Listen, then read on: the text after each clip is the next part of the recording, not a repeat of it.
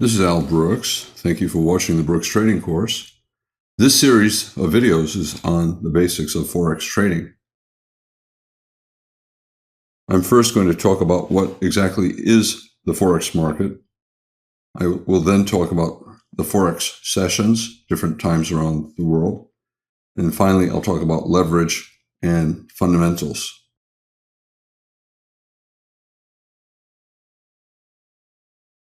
Forex, the term itself, is a contraction for foreign exchange. And currencies trade against one another in pairs. For example, if you go to Paris on a vacation, you go to a foreign exchange shop, you give them dollars, they give you euros. Now, I mentioned the term Forex means foreign exchange. But the reality is there's no exchange. There's no New York Stock Exchange or NASDAQ. The market is an off-exchange market. It's not regulated by anybody. You simply go into any little shop around the world, and there are thousands and thousands of them, and you give them dollars, they give you euro. You give them euros, they give you yen. Whatever you want, they will make the exchange for you. And they do not report to any centralized market, and they are not regulated. No one sees your trade. No one knows what anyone else's trade is. And because of that, there's no last trade. If you trade Apple on the NASDAQ, everyone agrees on the last trade. The NASDAQ reports it. But in the Forex market, there are hundreds of trades taking place at any one time in hundreds of locations all over the world. And which one is the last trade? Nobody knows. Prices at one bank or one brokerage firm are going to be different from those at another bank or another brokerage firm because they don't share information with one another. As a result, there's also no volume on the bars. Your bank may report the volume that's taking place at that particular bank, but they have no idea of the volume taking place at 100 other banks. So the volume that you see, for example, some brokerage houses provide volume on their charts from their bank. It's not reliable because it doesn't give you any idea of what all the other banks are doing. And your broker, even if it's a big broker, might be trading 1% of the total volume that's taking place. Forex market, thousands of places all over the world that do it. Here's 1 square mile in Manhattan, and every one of these little red dots, big dots, they're all foreign exchange centers. And none of them reports to any central agency. Every bank, every broker, every little exchange office like this, they create their own market. They'll buy if you want to sell. They'll sell if you want to buy. And it's also the biggest trading market in the world. Bigger than the stock market, bigger than the bond markets. So who trades foreign exchange markets? Well, you often hear about huge speculators like George Soros making billions of dollars betting against the British pound. There are speculators, major hedge funds, large individual traders. There are also international businesses.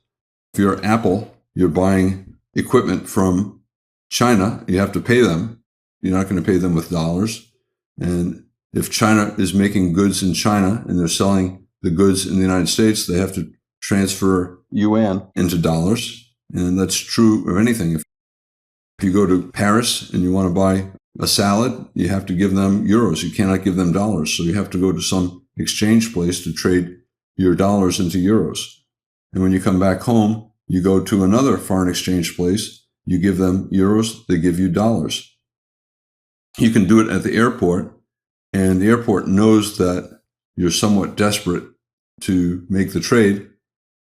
And as a result, the spread between what you want to give them and what they want from you is huge. Plus, they often have fees. So the cost of a transaction at an airport might be 10%. So if you give them $100 and you convert it into euros, and then you immediately sell the euros back to them, you'll get maybe $90. Even though the market has not changed, they will keep 10% of the transaction. Tourists might transact hundreds of dollars at a time. But that's not true of governments, businesses, and speculators. They exchange millions to billions of dollars at a time, and they don't want to be paying a 10% transaction fee. They need a very tiny transaction costs. And the foreign exchange markets allow that. In general, the transaction fees, whatever, if there's a brokerage fee, the spread, it's usually less than 1%. And if you're an institution, I'm sure you're paying far less than 1% on every transaction. Now, why would anyone want to trade the Forex markets? Well, there are several good reasons for beginners. First of all, the account size is small. You compare that to the size required to trade stocks, options, or futures. The Forex market brokers often allow you to open very small accounts. For example, here's one that allows you to open an account with $30. You can start with much less capital. Also, there's a tremendous profit potential. I've said that George Soros made billions of dollars in the currency markets. Well, here's a story about Paul Rotter. And when he was a young man, he was supposedly making $60 million a year for many years. He was trading German bonds, but he was also trading Forex markets. The potential for profit is huge. Also, he started out as an individual trader, just like you, just like me. If you are going to be trading Forex markets, you pretty much have to pick what time of day that you're going to trade. You don't want to be trading in the afternoon one day, in the middle of the night another day. The Forex markets are open pretty much 24 hours a day. They're open on Sundays at 2 o'clock in the afternoon, Pacific time, California time where I live. And they close Friday at 2 o'clock, California time. And then throughout the week, there are different sessions. Australia trades at certain hours, and then Tokyo, and then London, New York. And then it starts over again, 24 hours later, again in Sydney. Although the Forex markets are open 24 hours a day, most traders pick one session to trade. For example, California time, where I am, the Asia session starts about 3 o'clock in the afternoon and goes until midnight. The European session overlaps it a little bit.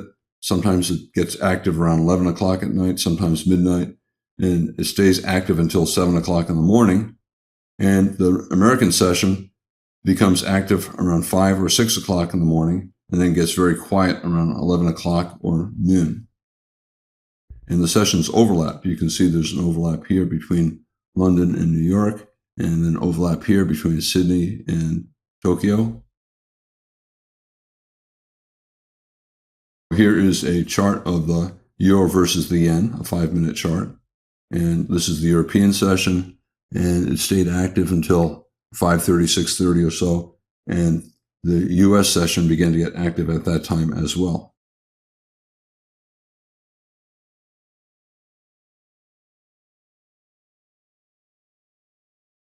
Most traders pick one of the 3 sessions to trade. So for example, here's the US session. The bars are big, the market's moving.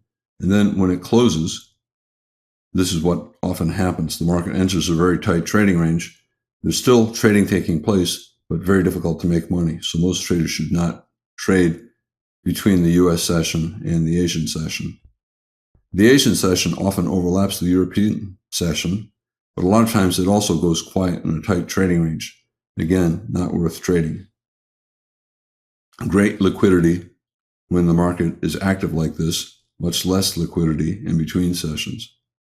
In any case, if you're trading the US session, the Asian session, the European session, you're never going to get too big. And slippage is not really going to be a problem. There's so much money being traded that no matter how big you get, you're not going to be too big. You're not going to affect the prices. US session almost always ends with a very tight range. The Asia session often ends with a tight range. It often overlaps the European session.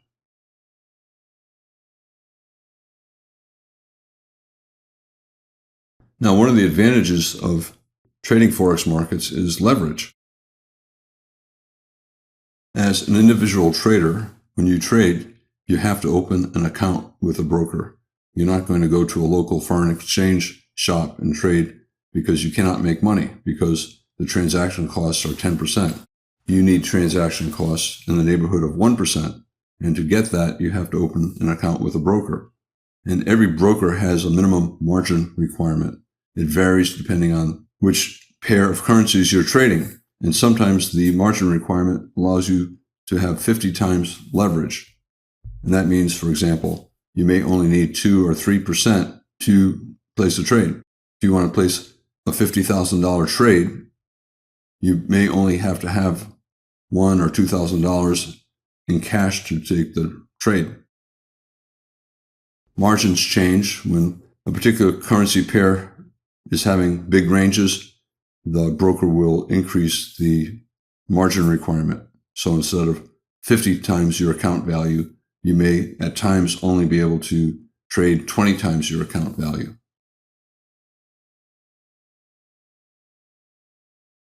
One of the advantages of Forex trading is the leverage. And a lot of brokers will often allow you to trade with 50 to 1 leverage. You only have to have $1 to control $50 worth of trading. So for example, if you want to trade $100,000 worth of dollar versus the yen, you can do it with an account size as small as $2,000. Now, if your account size is only $2,000, you don't want to be trading $100,000 worth of dollar yen, because it would not take many losing trades before you lose your entire account. However, you can trade with a lot of leverage. So if you have a $2,000 account, you can certainly trade with 5 or 10 to 1 leverage. As an individual trader, I don't care at all about fundamental information. However, institutions pay a lot of attention to it. They read the Wall Street Journal, the Financial Times, they watch CNBC, they pay attention to international news, they pay attention to economic indicators, they pay attention to interest rate changes and differentials. And that's all nonsense as an individual trader. As an individual trader, that stuff is useless. As an individual trader, this is all I'm interested in. If the market's going up, I want to buy. And I don't care why it's going up. I don't care if there's some expert on television explaining what's going on. I don't care if there's an article in the Wall Street Journal. All I care is the market's going up. The only way I can make money is buying, so I'm going to buy.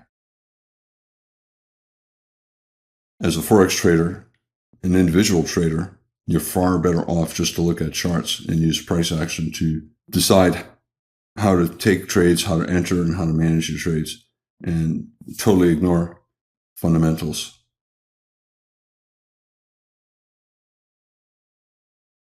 When I look at this chart, I know the fundamentals. Let's say this is a chart of the US dollar. When I look at this chart, the fundamentals are good for the dollar. I don't need to watch television to tell me that the fundamentals support the dollar and that the dollar should go higher. I just look at the chart, and that's all I need. Whatever people are saying on television, whatever the Wall Street Journal is saying, totally useless to me as a trader. There are risks to Forex trading as well. The advantage of Forex trading, leverage, tight bid-ask spread, those are good things, but they also can be risks. Leverage, sometimes traders will take positions that are too big and just a few losses and they can wipe out their account. Also, some brokerage firms charge bid-ask spreads that are outrageous, especially on small accounts. And if the transaction cost is 3, 4, or 5%, it becomes virtually impossible to make money. And then there are other risks as well, international interest rates, international news. And then firms also make mistakes. I remember talking with many brokerage firms over the years, not so much now, but 10, 15, 20 years ago, 30 years ago. The stuff would happen and it would be the firm making a mistake. But when you set up your account with that firm, if you read the small print, it says they are not liable for mistakes. You are. So if they screw up, they don't pay, you pay. There's also a possibility in settlement, not so much if you're trading a Forex account with a broker, but if you're an institution, one side might not deliver. You give them a whole bunch of dollars and they're supposed to give you yen, and they don't give you the yen. There's nothing you can do about it. but that's not a problem for individual traders. For a broker, pick some big reputable firm. Less chance of problems. The commissions are low or non-existent. The spread between the bid and the ask is small. And they usually have a pretty good trading platform. Also, they usually allow you to have positions in multiple pairs at one time. Back in 2015, there were a couple of Reader's Choice Awards winners, Interactive Brokers, FXCM, but there was a rule that changed a few years ago, and it restricted leverage on firms that offer trading in other products beyond Forex markets. For example, TradeStation no longer allows Forex trading because the margin requirements apparently went way, way up. They could not use the traditional Forex margin requirements that purely Forex firms were doing, so TradeStation stopped offering Forex trading. And Interactive Brokers had a similar situation. Now they have a cap on the biggest position size you can take as an individual trader. I don't know if it's 30,000 units, but anyway, it's small, and it's so small that individual traders no longer trade Forex with Interactive Brokers. They still have institutional accounts, but you need, I think, $1 million Forex account, $1 million US dollars in the account to trade it. So they're pretty much out of the Forex trading business. Yet firms that only trade Forex do not have that same restriction. So FXCM, for example, is a good choice. There are other good choices as well. Popular trading platforms, MetaTrader is popular, and so is NinjaTrader.